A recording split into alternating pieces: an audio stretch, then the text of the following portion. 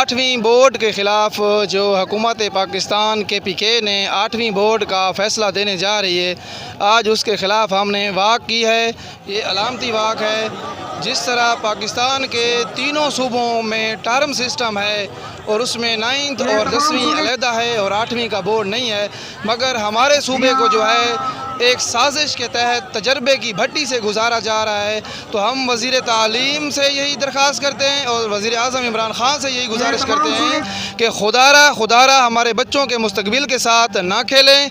8वीं के बोर्ड को फ़ौरन ख़त्म करें। तालीम पर तजर्बात ये बंद करें, ये हमें मंजूर नहीं है, जिसके ख़िलाफ़ आज हमने अलामती वाक का एहतजाज किया है पेन प्रोवा की जानिब से।